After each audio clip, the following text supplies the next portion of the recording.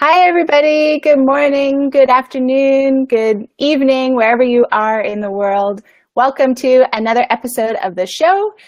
And today I'm excited to welcome a guest who has a wonderful background and expertise to share some really cool insights with us.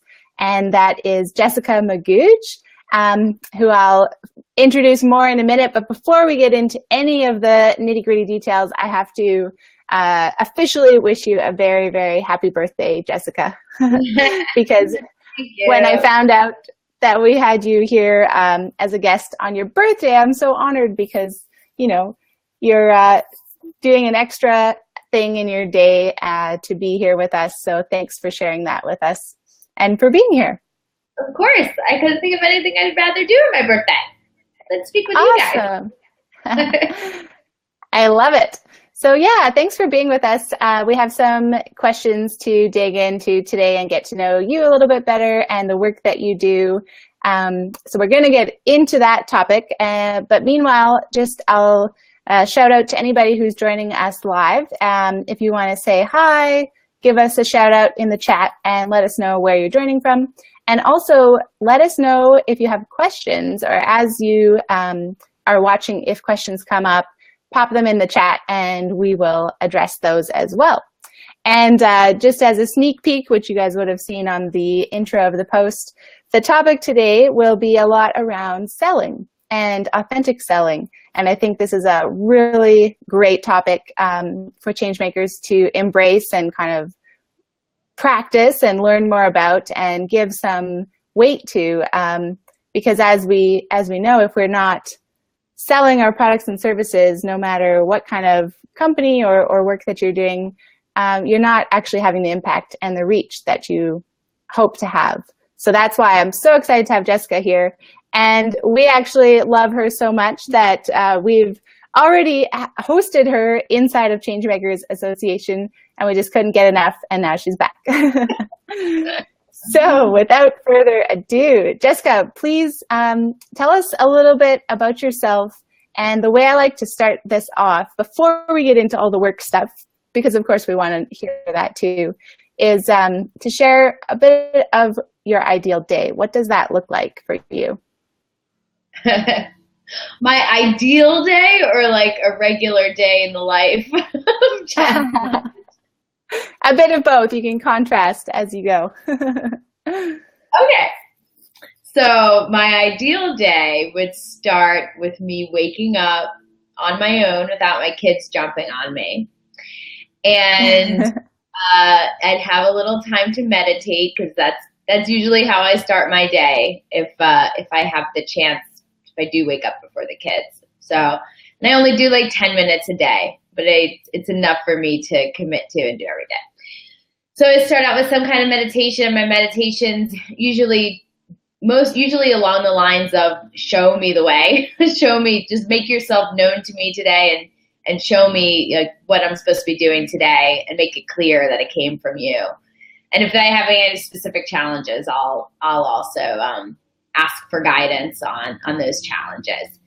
And then that's a really important part of my day, gets things going. On an ideal day, I'd have a nice, huge cup of coffee, also not kicked over by my toddlers. And then I'd probably go out for a walk on the beach and relax on the beach, maybe take a flight to like an island somewhere and relax on the beach. And then I'd probably have lunch, I read a book on the beach and probably like fly to Spain for lunch or something because I love or like there's a lot of travel in this ideal day. I like it. Travel. I mean, assuming the flights are 0 minutes because the time in the air is the most fun part. And then probably go back to like another island and maybe get a massage on the beach and then have a cocktail. And then I'd probably like either go to karate training or do some kind of tournament where I win all gold medals. And then have like a massive like post karate workout meal. and then I'd probably sing in a concert. with Oh the my goodness. probably like 1,000 people in attendance with my band. And then I would go to sleep and I'd get a full 8 hours of sleep and it would be glorious. That would be my ideal day. And my kids would be with me the whole time, but they wouldn't whine. It would be so much fun. My husband. That's amazing. I have to say that is the most imaginative and entertaining ideal day we've had shared on the show so far. I love it. I mean, the word ideal can really be taken to the extreme. Exactly. I like it. But that so I have to ask, yeah. do you practice karate and do you sing already, or are these I do both of those things. Okay. Yeah, I'm a martial artist and I sing in a band, and That's great. and so all those things just make me happy. People always ask me how I have the energy to do everything, and I'd say I do everything I do. I love, so it actually gives me energy rather than takes it away. Mm-hmm. Yeah, that is awesome. I think that gives us a little tiny peek into the life of Jessica. I love it. Okay, so how does that connect in or lead? This is an interesting segue to the work that you do with JPM Partners and the sales training that you do. How did you get into that? And obviously this is like a life's passion of yours. So what is it? Where did it all come from and what does it look like today? Okay, so I should start off with saying that I hate sales and I hate selling and I hate the whole idea around it. Or at least I used to. So my dad was a national sales trainer. I really grew up in sales because my dad was always building sales teams, commission-only sales teams for companies, mostly in healthcare. And at 8 years old, I would be picking up the phone and they would call in their numbers, like back before there were CRMs where they just run a report. They call their numbers and I'd say, that's all you did? That's not enough. So I grew up in sales and swore that I would never do it.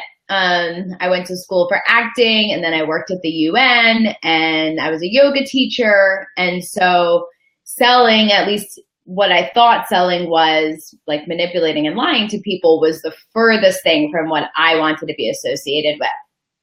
So I refused to ever sell, except while I was pursuing my acting career in New York, my father had offered me an opportunity to stay with him in his apartment while he built a new sales team for a new startup that he was working for.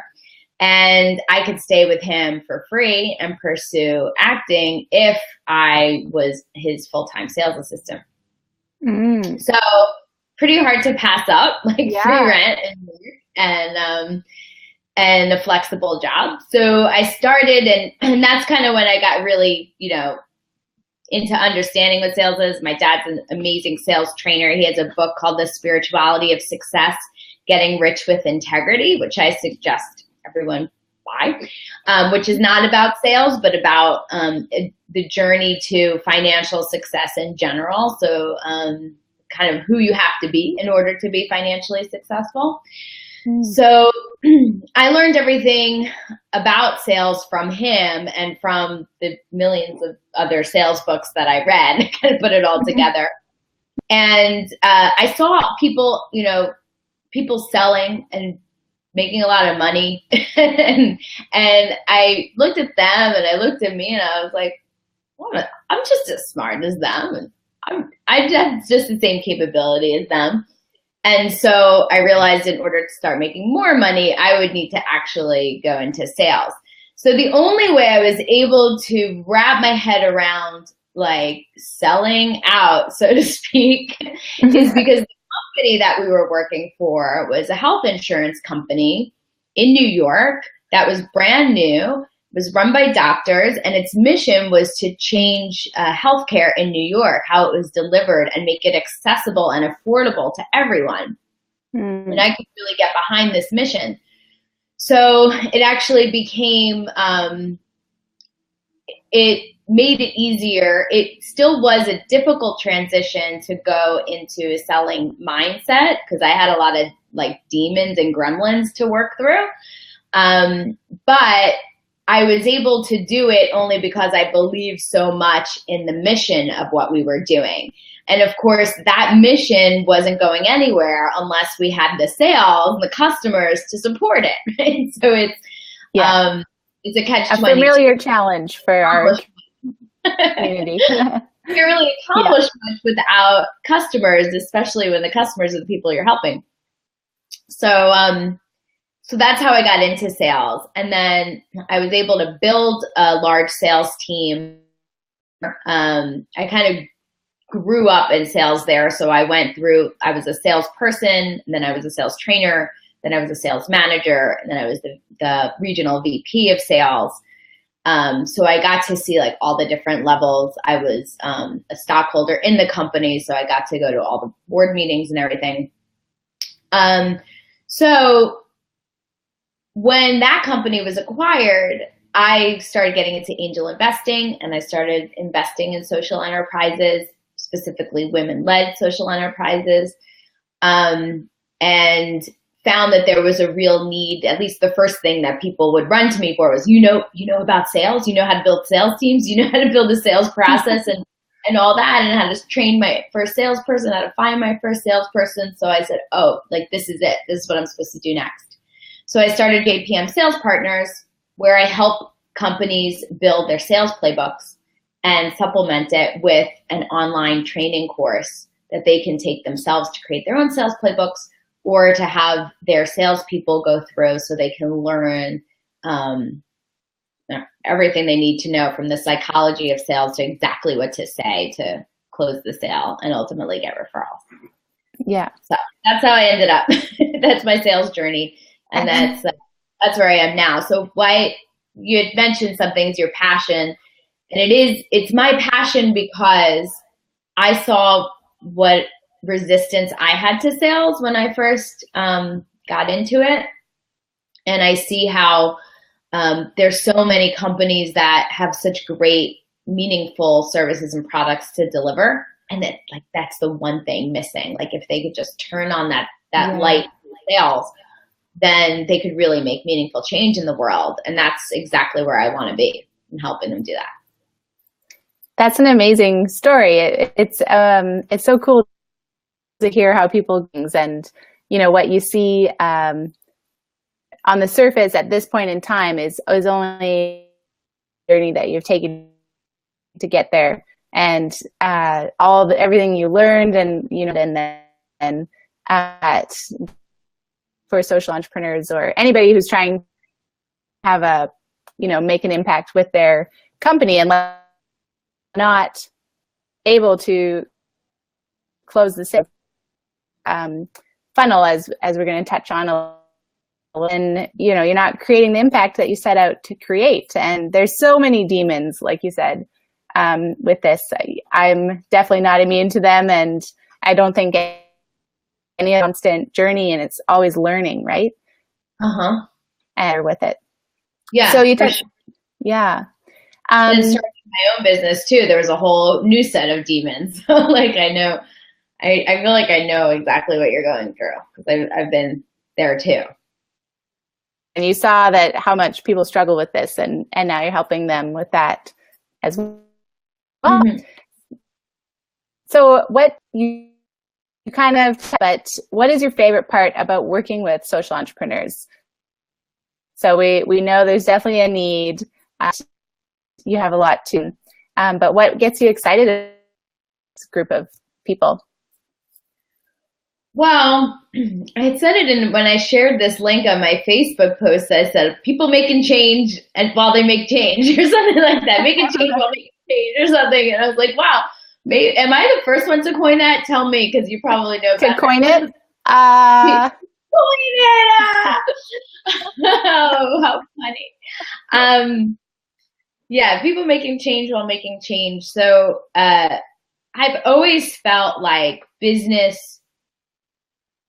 the problem with business was that it wasn't accountable to its mission. And like, actually that's deep seated in the corporate bylaws, like that you have your primary responsibility is your financial obligation to your stockholders. And sometimes that doesn't always mean that doesn't always coincide with following your mission, right? Because you have a financial fiduciary responsibility to make money.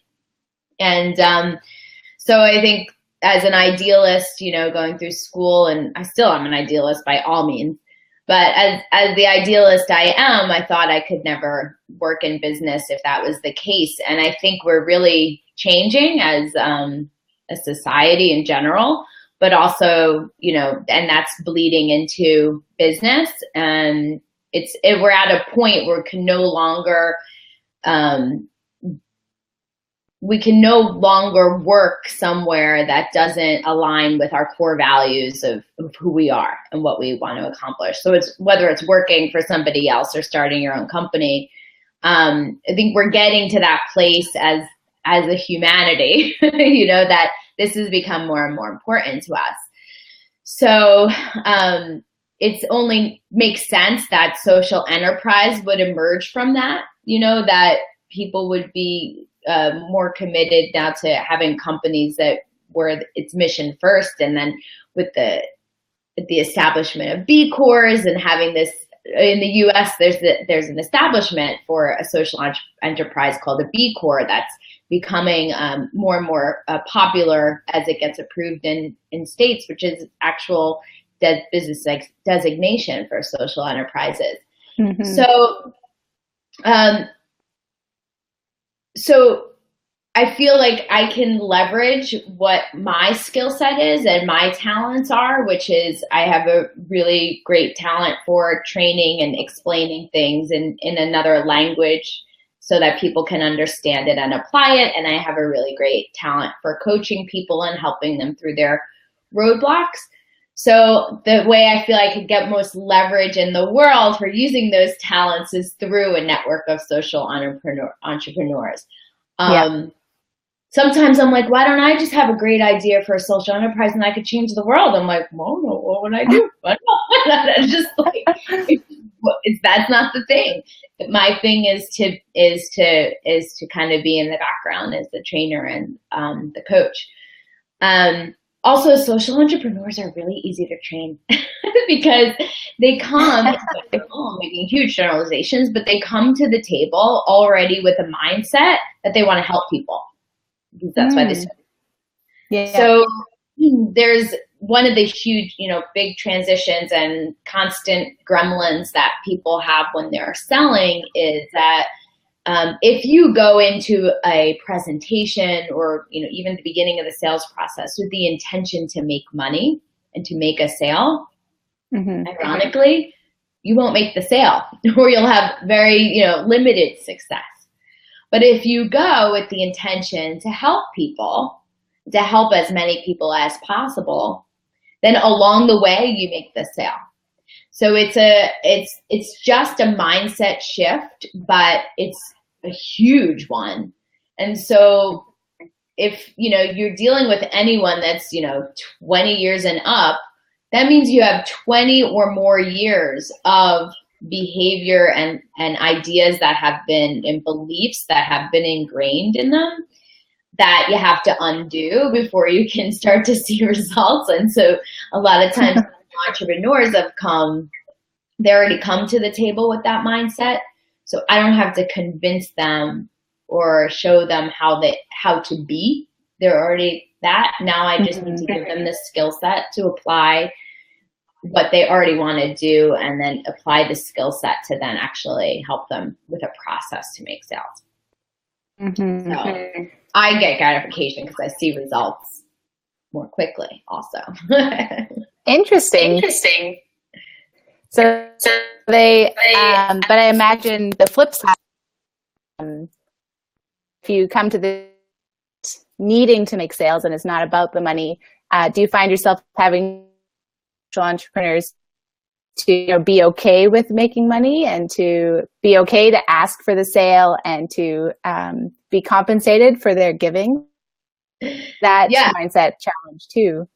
Absolutely. And that's actually maybe a surprise or not, but that's most of the people I work with, even not social entrepreneurs. It's deep grained in our society that that money is evil. I could throw out some like cliches that on the core, in the surface level, you might say, I don't believe in that, but it's so ingrained in all the movies you watch and maybe the way your parents talked or your grandparents talked around you, or examples that you've seen in your life. So we have ideas like, money is the root of all evil, right? Rich people are selfish.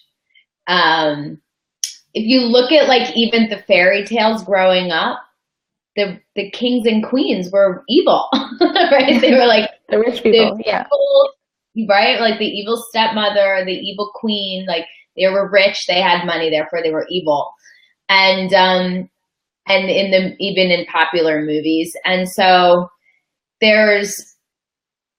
but if you look at life, if you really do examine your beliefs and you go, okay, maybe is that holding me back? Okay, that's a belief I have. Acknowledge it's a belief you have. And then is it a belief that's holding you back or propelling you forward?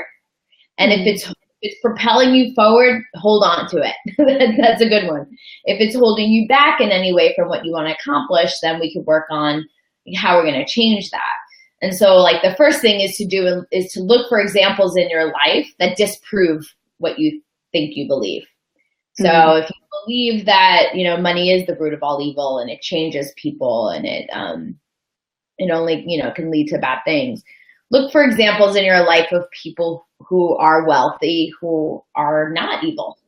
And you'll find lots of them. They might not make the news as quickly as the evil ones, but there's plenty of examples of philanthropists who are using great things. So it can be a very long process because you don't just say it once and you change. I mean, you have years however old you are, that's how many years of programming you have behind you, feeding you these beliefs that aren't serving you. And the great thing is we actually get to choose what we believe. When you're conscious, when you're a child, you don't, because you're not aware of all this stuff coming in. But as an adult, the great thing about being an adult is you get to choose your beliefs. So now you can choose to believe something different that is serve you and help you do better in the world. So if that means changing your ideas about money so that you can use this for profit, I don't know if I don't want to assume that all your social entrepreneurs are for profit, but I mean typically not necessarily. Okay, typically the way we use the term here is to refer to like for-profit social enterprises. But even in nonprofit, it's the same thing. You have to make money. You have to raise money. It's different than making money, but you have to raise money in order to make change. So I think also part of that is this idea of abundance versus scarcity.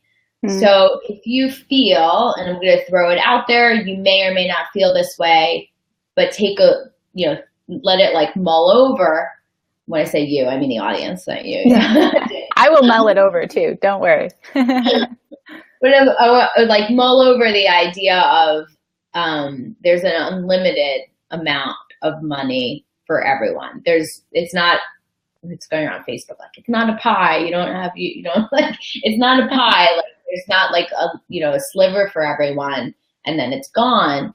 It's there's enough for everyone and abundance can multiply. So if you have money, it doesn't mean that you're taking it from somebody else. If you have money and you're holding on to that money, then maybe you're not doing the best you could with that money to help to turn it into good. So money is energy, and at least the way I see it. So like money is energy and energy needs to flow. So like money should be coming in and then going out and coming in and going out. And so if you're like finding money and you're grabbing on and holding to it, you can't let it flow unless you have that abundance mentality, because you have to trust that it's going to come back. And when it comes back, it's going to multiply. But if you have a scarcity mentality and you think there's only so much and I better hold on to what I can, then when you get money in, you're going to hold on to it instead of putting it back out into the world to do good and then coming back to you again. so and then on the flip side, if you believe in scarcity, then you believe that whatever you have, someone else, you're taking away from somebody else. Mm-hmm. But it just, in my opinion, doesn't work that way. Yeah.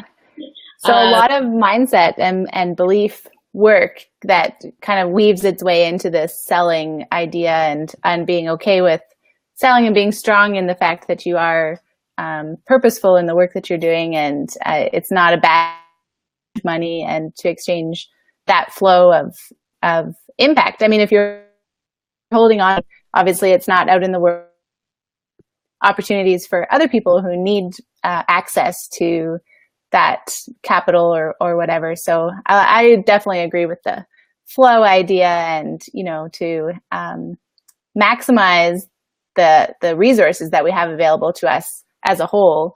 We can think of it differently, shifting the beliefs that we have around some of them. It's very interesting. You could talk forever, right? And how we approach this side of the work that we do. Yeah, and you know why we can talk about it forever? Because statistics show that most people are broke. By the time they reach age to retire, over 90% of them need the help of friends, family, or the government just to make ends meet. I'm not talking about to, retire at a beach somewhere on a golf club or something. Mm-hmm. I'm talking about just to get their, medications and pay for housing. They can't do it on their own.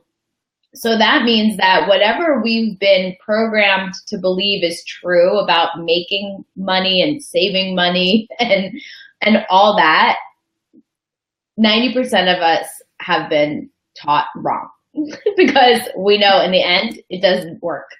Yeah. So, I mean, that should be enough reason to say, okay, maybe I need to rethink the way I think about money.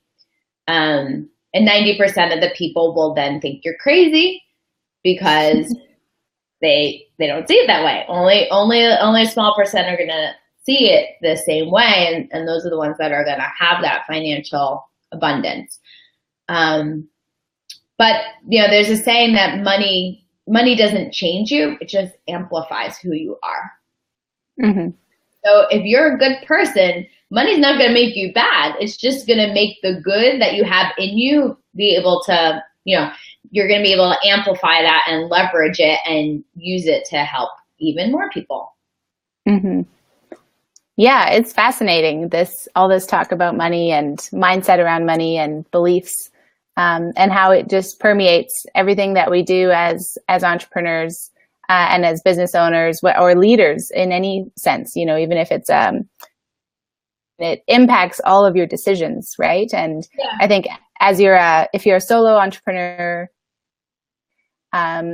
you really, all of these things come rushing because you are the one who makes decisions. Whereas when you're working for someone else, a lot of those beliefs, they're there, but they're not so you're trying to navigate your path, right? So it's very interesting. I think owning or running a business is one of the fastest personal growth crash courses, right? You're just seriously. I mean, every time you quote your price to somebody, especially if you're like a solo consultant, every time you quote your price to somebody, you're dealing with those gremlins.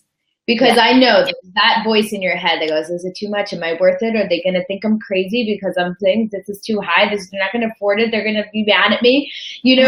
All of these things. Yeah. In a split second. And so it's awesome. And sales and I feel like being a salesperson, it makes you confront the same things because every day in your work, you're coming up against these personal roadblocks. And if you want to change them, you have a lot of information to work with. For sure. You don't have to wait for some life-changing experience. Just talk to your next sales presentation and you'll grow. So sure, for sure. Okay, this is great. We're talking about so much good stuff, questions. And I just want to remind anybody watching, questions in the chat if you have some, anything we've talked or sales in general, or Jessica's life jetting off to Spain for lunch. Ideal day. So yeah, this is one really interesting to ask people. If you could time and talk to your 20-year-old self, what advice would you give her? What would you tell her out for? Or what belief, maybe it's connected to beliefs. Okay. Well, when I was 20, okay, so I was 20, I was in college. The first thing I would say is you're not fat. Because,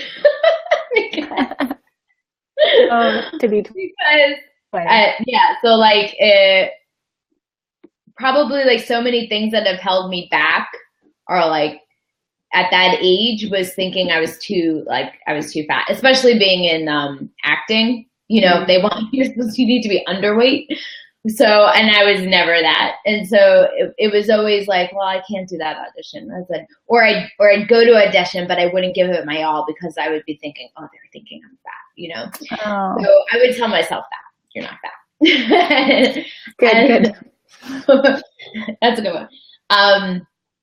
20 was actually like 19 and 20 were actually like really life-changing years for me anyway. So I had Crohn's disease, which I had like my first major surgery when I was a freshman in college, and it was actually misdiagnosed. So they thought my appendix burst, and that I was walking around with a burst appendix for 3 months, and so they took out what they thought was my appendix, and when they got in there, they took out a whole bunch of other stuff. I wasn't diagnosed at that time. They just thought that they had treated a burst appendix. But somehow that launched me into like that. Like I woke up from an 8-hour surgery and they're like, you should be dead, you know, basically. And everyone's telling me like, you should be dead. Do you appreciate you being alive? Because before that I had dealt with depression, like all through high school and college. And then after that surgery, it flipped into like major anxiety, like major anxiety. I'd never experienced anxiety like that before. So like whatever was causing the depression kind of turned into anxiety, and I was like feeling guilty that I wasn't like appreciating life, and all this stuff is going into. Oh my goodness. And so I had, at that time was when I had to deal with my anxiety because it was like getting to the point that it was just like totally consuming. I was like, this is not normal, you know? It wasn't anxiety like I couldn't leave the house. It was anxiety like about not living my life to its full potential. Oh, and talk about pressure. Oh my goodness. I know, I'm like 20. And so like just these circles in my head would go around. And so at that time was when I first started getting into like spirituality and understanding like not just spirituality, but thoughts and how your beliefs and how your beliefs are your own choice of what you choose to believe, and how your beliefs trigger your thoughts, and your thoughts trigger your emotions, and your emotions trigger your actions, you know, and they all work together. So, my dad worked a lot through this with me was, you know, your anxiety is really ultimately caused by your beliefs, and you have to decide like what you're going to believe. And I started reading like every spiritual text, like all the major religions. I started taking religion classes at school. I ended up minoring in philosophy because I was taking so many classes and reading everything. And I finally like, one day it just clicked for me when I learned about the yin yang concept of everything's balanced. So there's the black and the white, the positive and the negative, and then even within those are, you know, two circles of the opposite color. And I realized like the entire universe is balanced, and it is as it should be. And so if something like really terrible is happening, there's something really great is happening at the same time. Otherwise we'd like spin off our axis and like go out into outer space. Same thing like with the environment, like there's this tugging, like pulling and tugging and all that. And the same thing with our minds. So like you can, for every negative thought you can have about a situation or circumstance, there's an equal, an opposite, like positive thought that you can have. And so I realized that like my depression and my anxiety was like ultimately caused by the way I chose to view the world as this darkness. And when you're in depression, it's just like, there's like just this tunnel that you go down that's really hard to get out, even if you want to. It's just one negative thought leads to another negative thought and another negative thought. And so, but when I learned that, when I subscribed to that, I decided to subscribe to that belief because I literally like needed it to save my life at that point. I'm choosing to subscribe to this, that I'm going to believe that every time I have a negative thought, I can choose an opposite positive thought. And so like every morning from then on, you asked 20 years old, this is what was going on at 20 years old. Yeah. Every morning from then on, I had to wake up and my first thought those days was, I don't want to go to class.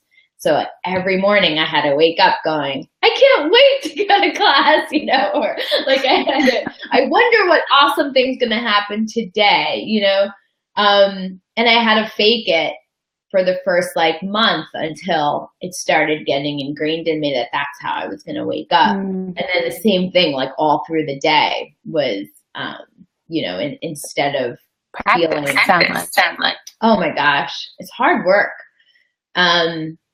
But I had to do it. And, so in my 20s, I feel like that's when I did, learn a lot of those lessons. What would I tell myself back then was, before that.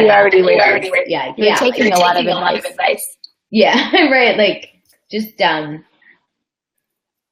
universe got your back, girl. That's what I would say.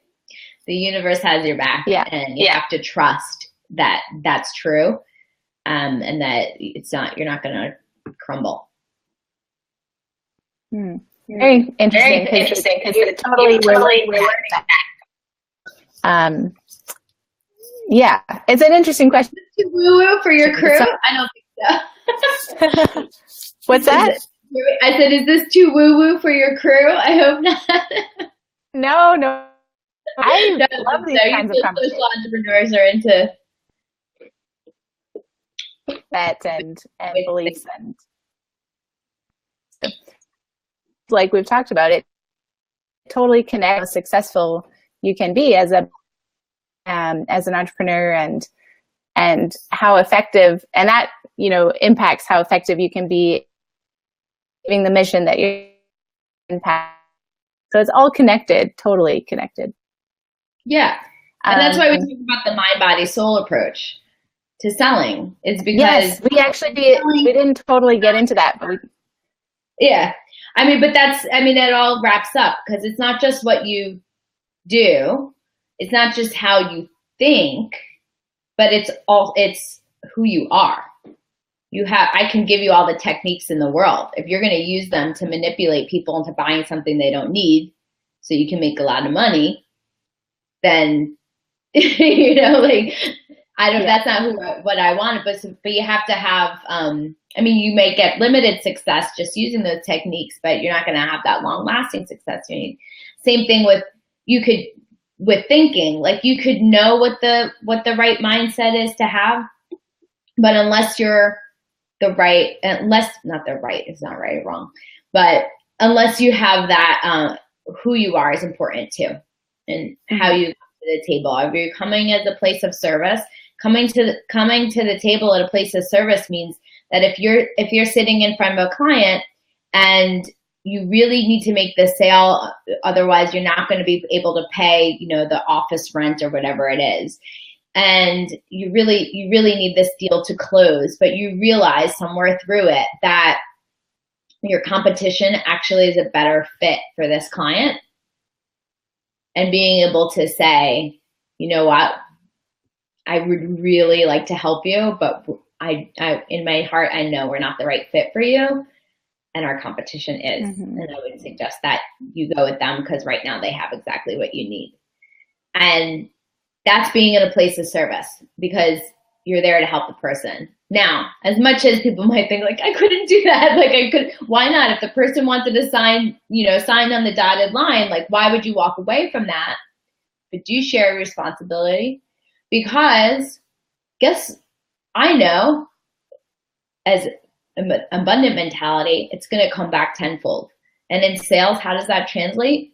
That person, that never happens in business, right? Let me just say that. Like never, meaning like 99, only 1% of the time that ever happened that someone would be like, you know what, we're really not the best for you. You should go there. But when it does, the client would be like, did that just happen? Did the salesperson just actually, and not as a technique, not as like a takeaway, because that is a technique in the business, to be like, you know what, maybe we're not right for you. Maybe you should look someplace else. But as authentically. But as an honest, like, no, we're really not right for you. Then what happens is they're just so like in awe that they're not going to be your client because you're not right for them, but they're going to refer 10 other people who are the right client for you. Mm-hmm. So it's going to come back. It's not going to be one person. It's going to be 10 people. So again, that's like the abundance mentality, and being in service will all help you be able to make those decisions in the moment, at the time that's right, when you come it from a place of service and have those who you are is in a place where you can do the best work. And I think that I just want to take a step back. Yeah. That is kind of your approach to, right, from this body, mind, soul, holistic perspective. And I think we definitely talked about a lot of that over the conversation, but I forgot to ask you specifically about that. So just to let people know, fill in the background that's like approach sales, right, from that holistic standpoint. And, for sure. Yeah. And it makes a lot of sense given everything that we chatted about today, for sure. Cool. So we're a little bit, we're over. Wouldn't have changed talk about me because I'm a chatterer. When there's lots to talk about, it happens. So I guess just do you I think one thing I was going to ask you is about kind of the biggest challenges that you see with social entrepreneurs in sales, but I think we covered a lot of different, unless there's any big at to close, and also last words that you have, things you've learned along, or, what you want to, any nuggets of wisdom you want to leave with our listeners today.